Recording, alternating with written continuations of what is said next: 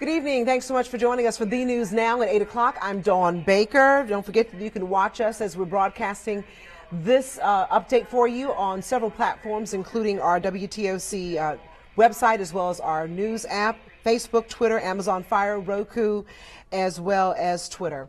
Of course, we're going to try to bring you some of the stories that we've been following throughout the evening and some of the top headlines for tonight.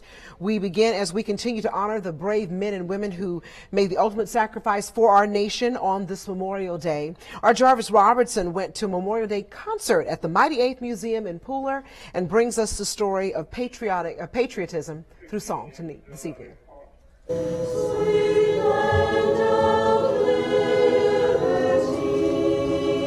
Thank you for our many blessings. An atmosphere filled with reverence and songs of praise. This lively group is the Hilton Head Short Notes putting on a Memorial Day patriotic concert at the Mighty Eighth.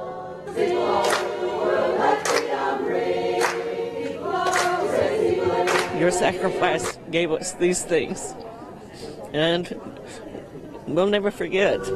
At least 100 people packed the rotunda to hear melodic sounds.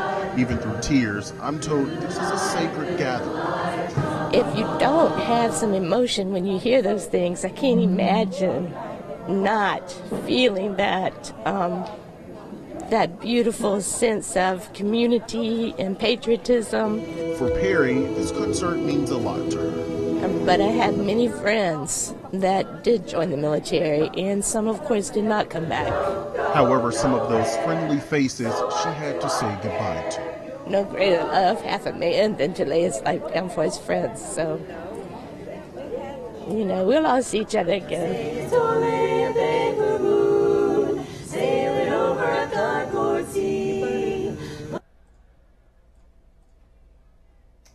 Those ladies definitely had some beautiful voices, and the annual Memorial Day observance in Vidalia took on a whole new dimension of sorrow today as they remembered a local soldier killed within the last year. Staff Sergeant Dustin Wright died in an ambush in Niger last fall.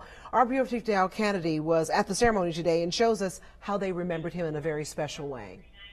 The death of Dustin Wright last October makes Memorial Day here in Vidalia, Toombs County seem even more somber and current.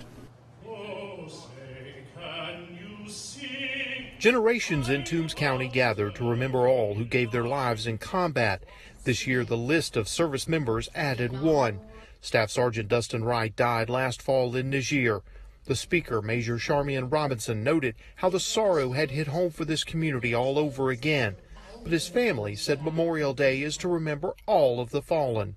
This is a special day because of Dustin, but it's a special day because of all the fallen heroes and the people that we memorialize because of this day. And I'm a patriotic person, and Dustin just added to that. Dustin's name will go on a local monument to those killed in military action. This community hopes it is even longer before they add another name to that tragic list. In Vidalia, Dale Kennedy, WTOC News. We will continue our team coverage on this Memorial Day evening as Danielle Lewan takes us to Effingham County for a very special service you don't want to miss coming up tonight on The News at 11. Well, it is unfortunate that fraud often follows disasters when they happen. There are always scammers out there who often want to add insult to injury. Take advantage of people, especially after storms occur. They do shoddy work or they just don't complete the work at all. Russ Riesinger has some important advice for you on how to protect yourself and your property. It usually doesn't take long after a weather event such as a hurricane for scammers to get right to work, often offering to do tree removal or home repair. Here's some important advice from Georgia's Attorney General to help make sure that whomever you hire is legitimate and that you don't get taken. Make sure you know who you are hiring. Make sure you get folks that have a good reputation and you can check their references, and never pay up front entirely. Ask for referrals from friends, neighbors, or coworkers. Check with the Better Business Bureau to see if there have been complaints. Make sure the person or company doing work is licensed. You can verify this on the Secretary of State's website. Get written bids from several contractors and insist on a written contract with guarantees, warranties, and promises in writing. Make sure you know how much they're going to charge you and make sure that it covers everything.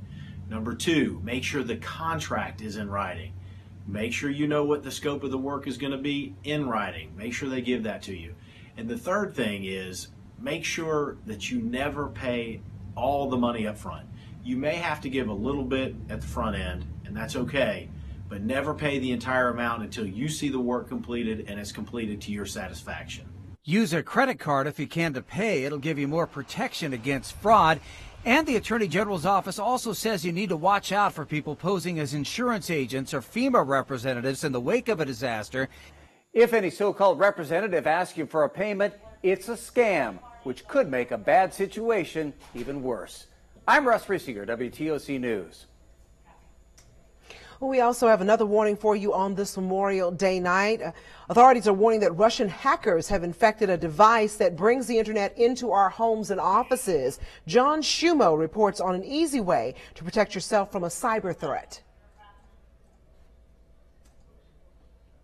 So, we're in your guest room where Yes. you keep your router. Like millions of Americans, Alyssa Domnitz has a router, the unit that brings internet service to the devices in her home.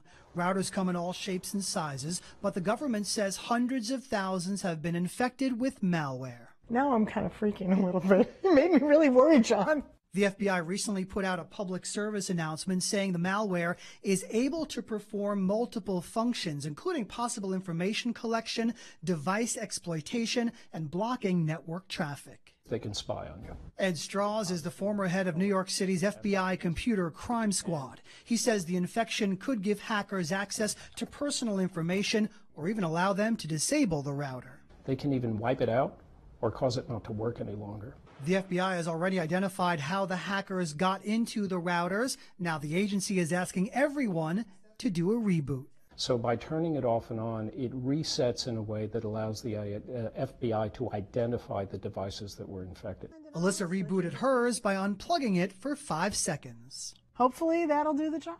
The reboot should also destroy part of the malware. Experts say you also need to create a new, strong password for your router.